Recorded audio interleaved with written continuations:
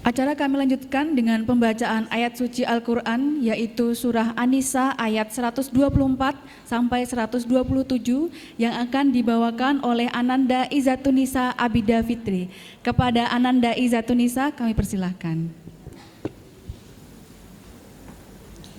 A'udzu billahi minasyaitonir rajim.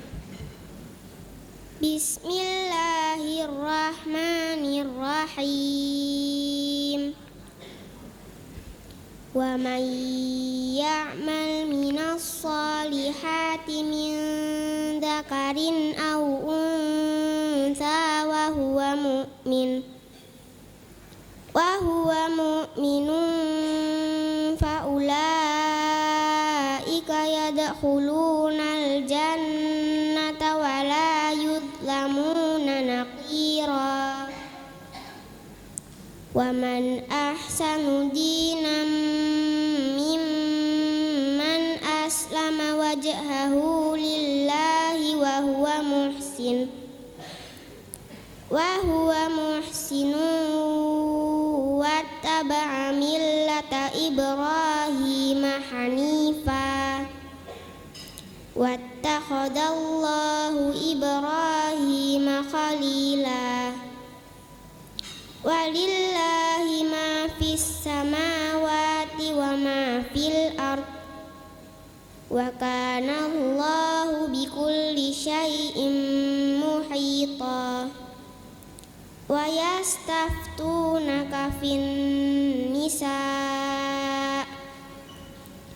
qulillahu yuftikum fihinna wa ma yutla alaikum fil kitabi fi yataman nisa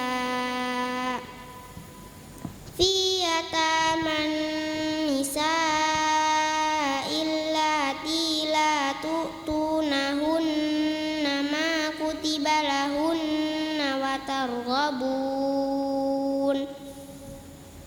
targhabuna an tankihuhunna wal mustad'afina minal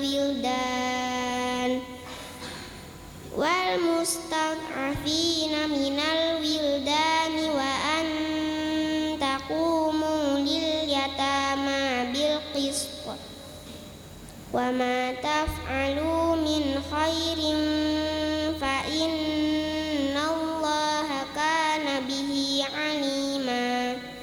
Shadaqallahul azim. Aku berlindung kepada Allah dari godaan setan yang terkutuk dengan menyebut nama Allah yang Maha Pengasih lagi Maha Penyayang. Dan barang siapa mengerjakan amal kebajikan, baik laki-laki maupun perempuan, sedang dia beriman, maka mereka itu akan masuk ke dalam surga dan mereka tidak dizalimi sedikitpun. Dan siapakah yang lebih baik agamanya daripada orang yang dengan ikhlas berserah diri kepada Allah, sedang dia mengerjakan kebaikan dan mengikuti agamanya Ibrahim yang lurus. Dan Allah telah memilih Ibrahim menjadi kesayangannya.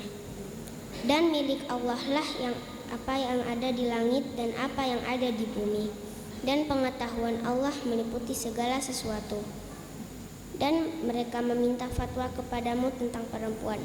Katakanlah, Allah memberi fatwa kepadamu tentang mereka, dan apa yang dibacakan kepadamu dalam Al-Quran juga memfatwakan tentang para perempuan yatim yang tidak kamu berikan sesuatu yang ditetapkan untuk mereka, sedang kamu ingin menikahi mereka, dan tentang anak-anak yang masih di padang lemah.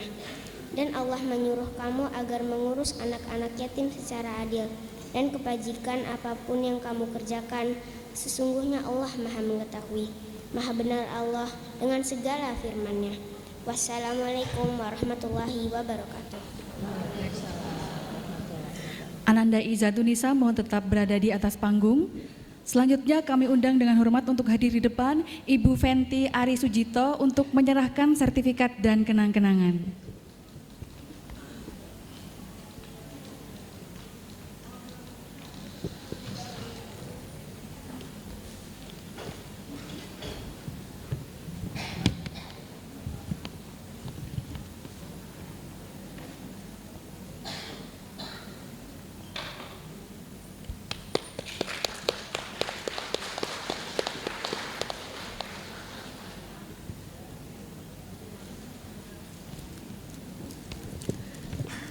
Selanjutnya kami undang pula dengan hormat untuk hadir di depan Ketua dan Wakil Ketua DWP UGM serta Ketua DWP UP pengunduh untuk berfoto bersama.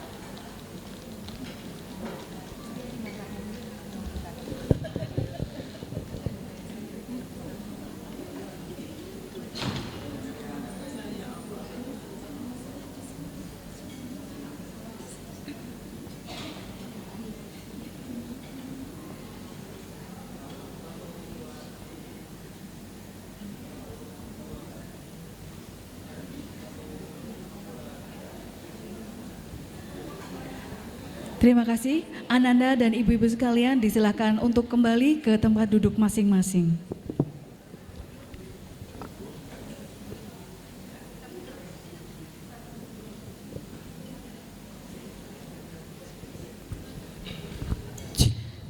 Masuk ke acara inti yaitu Hikmah Syawalan dengan judul Dari Fitri Menuju Emansipasi, Perempuan Merawat Nilai dan Peran. Materi akan disampaikan oleh Dr. Sinta MSI MA atau Bunda Cinta. Sebelumnya kami bacakan CV singkat beliau terlebih dahulu. Nama lengkap Dr. Sinta MSI MA, lebih dikenal dengan sebutan Bunda Cinta.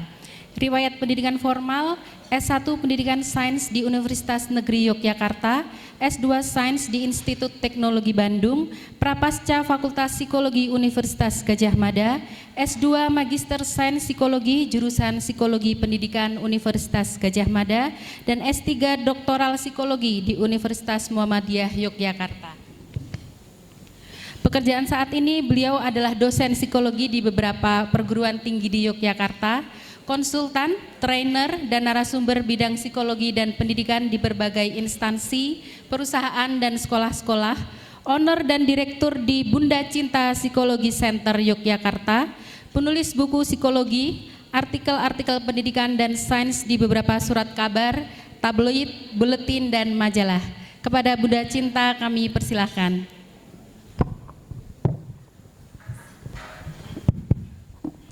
Sewu ibu nggih. Jalan-jalan ke Yogyakarta. Cakepnya kurang semangat.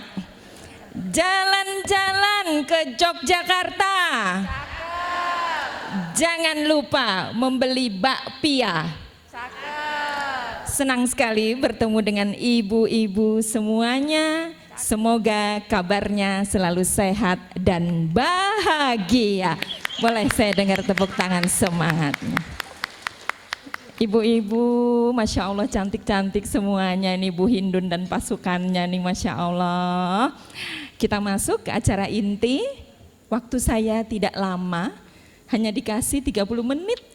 Mudah-mudahan nanti bisa tersampaikan inti materinya.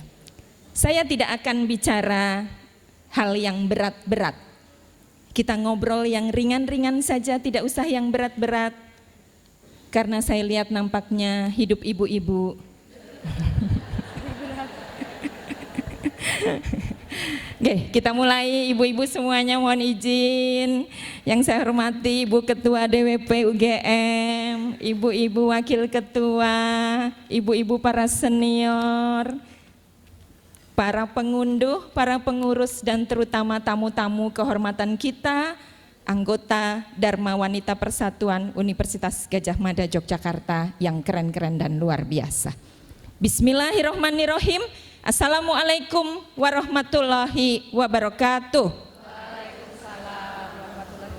Alhamdulillahirabbil alamin. Ibu-ibu semuanya, tidak ada kata yang pantas kita ucapkan pagi hari ini selain rasa syukur yang mendalam kehadiratnya kepada Sang Halik, Sang Pemilik Hidup, Sang Pemberi Rezeki, Hari ini kita mendapat kesempatan luar biasa untuk bisa bersama-sama bertemu di acara ini. Semoga semuanya dalam keadaan sehat dan semangat. Senang sekali saya hari ini berjodoh jadwal dengan kegiatan sawalan dan menyambut Hari Kartini DWP UGM Yogyakarta. Yang sudah sering bertemu saya, Bu Hindun, Mbak Anissa, Bu Nungki, dan teman-teman yang mungkin sudah beberapa kali mengikuti acara saya, semoga tidak bosan ketemu saya lagi. Bagi yang belum pernah bertemu saya, salam kenal dari saya, nama saya singkat saja, nama saya Sinta. Hanya satu kata, SHINTA. Bisa dipanggil Mbak Sinta atau Bu Sinta. Tapi sekitar 16 tahun belakangan terakhir ini saya banyak dipanggil dengan sebutan Bunda Cinta. Awalnya hanya plesetan dari nama saya, Sinta, jadi cinta biar gampang diingat. Tapi sebenarnya value lain yang ingin saya bawa dengan memakai nama Bunda Cinta adalah saya ingin siapapun yang bertemu dengan saya akan saling tertulari energi cinta. Pagi ini saya akan berbagi cinta untuk ibu-ibu semuanya yang ada di sini. Cinta itu modal utama kita ya, ibu-ibu dalam menjalani kehidupan. Apalagi sebagai seorang ibu, seorang wanita, seorang istri, tugas kita sangat tidak mudah. Kalimat pertama yang akan saya sampaikan kepada ibu-ibu semuanya adalah seperti ini. Bisa menjadi seorang wanita itu adalah sebuah karunia. Tapi bisa mengizinkan diri menjadi wanita yang keren dan luar biasa, itu adalah sebuah pilihan. Pilihannya ada di tangan ibu-ibu semuanya, mau jadi wanita yang biasa-biasa saja atau mau jadi wanita yang luar biasa. Tugas saya hari ini adalah sebagai pembuka jalan untuk menemani ibu-ibu semua berani memutuskan bahwa insya Allah kita semua akan menjadi wanita yang istimewa dan luar biasa. Boleh sekali lagi saya dengar tepuk tangan semangatnya bagi kita semuanya. Ya, kenapa jadi wanita itu luar biasa ibu-ibu? Karena tugas kita itu sangat tidak mudah.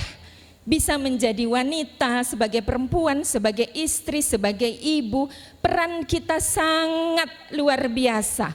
Bahwa kita capek, kita lelah, mudah-mudahan lelah kita ini nantinya bisa menjadi lilah. Mudah-mudahan capek kita setiap hari mengurus suami, rumah tangga dan anak-anak, insya Allah nanti berbuah manis pahala di surganya Allah. Amin. Kalau ada yang bilang, tapi kan memang kodratnya perempuan itu ngurus rumah. Kodratnya wanita itu ngurus rumah tangga.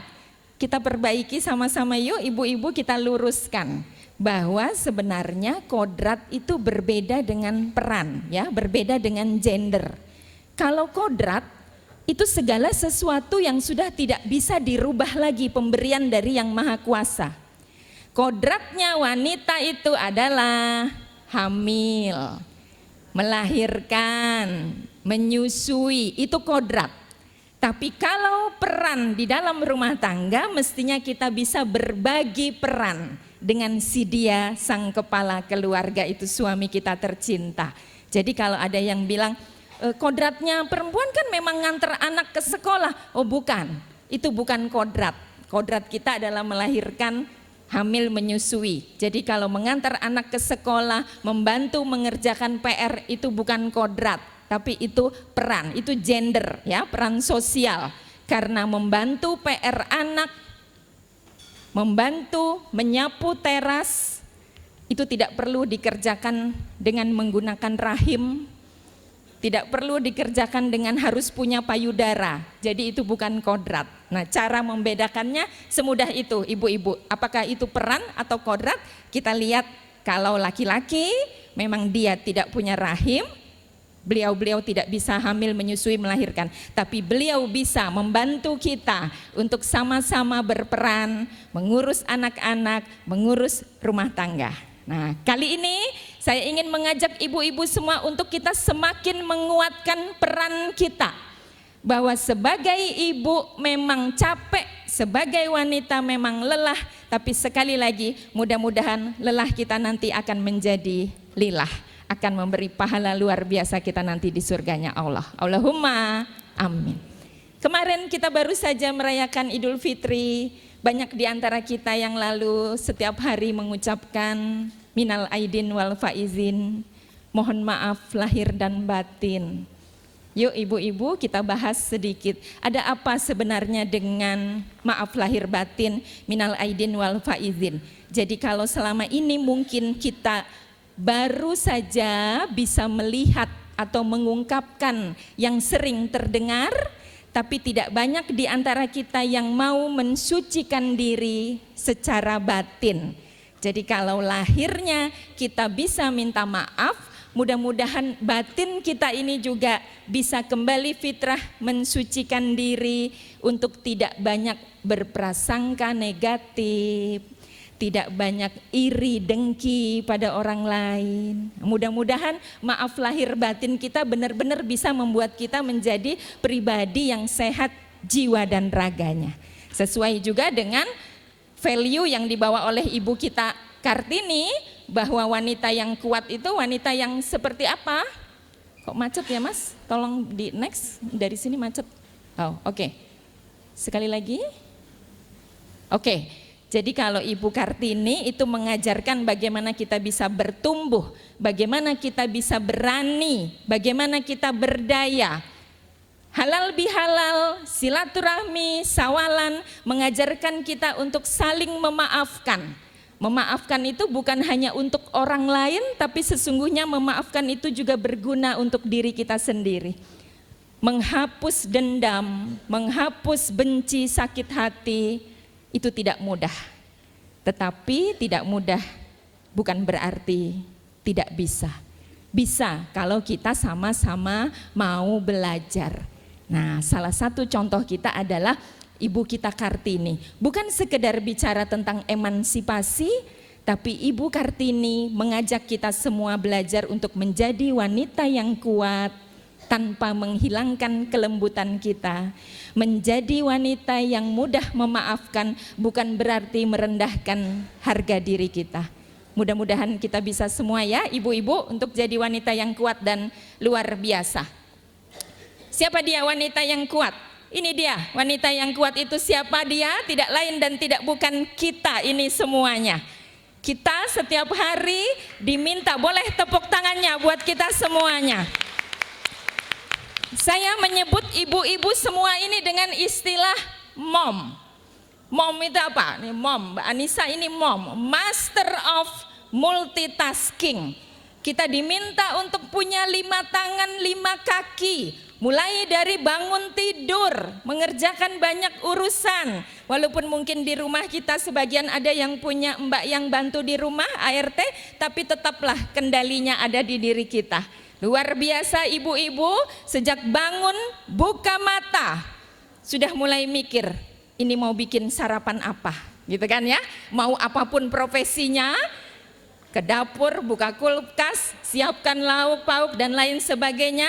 Tangan satunya sambil buka keran air mesin cuci, tangan satunya nunggu ini masakan matang, tangan satunya bisa sambil nyapu-nyapu. Luar biasa. Tapi ternyata ibu-ibu juga jago sambil ngerjain macam-macam, ininya juga tetap kerja. Ayo bangun, ayo gendang tangi, selak siang dan lain sebagainya. Hebatnya lagi ibu-ibu tugasnya banyak, tapi ternyata juga pagi-pagi tidak lupa untuk update status. Update-nya apa tulisannya? Alhamdulillah hidup yang barokah. Wah, jadi gedebak-gedebuknya kita di belakang itu orang lain tidak perlu tahu. Yang penting kita jalani bahwa kita bahagia. Jadi siapa dia? Wanita yang hebat. Wanita yang hebat bukanlah wanita yang gelarnya paling panjang, bukan juga yang jabatannya paling tinggi, bukan juga yang mobilnya paling bagus, bukan. Tapi wanita yang hebat adalah wanita yang menyadari sepenuhnya bahwa dirinya berharga, dirinya punya peran, punya value luar biasa. Tepuk tangan buat ibu-ibu semuanya. Saya sangat senang dengan kata-kata ini, bahwa wanita bisa menjadi kuat jika dia punya yang namanya woman support woman. Lalu kalau ada pertanyaan, Bunda Cinta, lebih keren mana sih, ibu rumah tangga atau wanita karir? Sebagian besar di kita ini mungkin sarjana, lalu pinter-pinter, tapi kok ujungnya nggak kerja. Ternyata banyak orang di sekitar kita yang lalu masih memandang rendah pilihan kita itu. Ih, pinter-pinter kok nggak kerja. Ya, karena menjadi ibu rumah tangga itu memang harus pinter untuk menghasilkan anak yang berkualitas.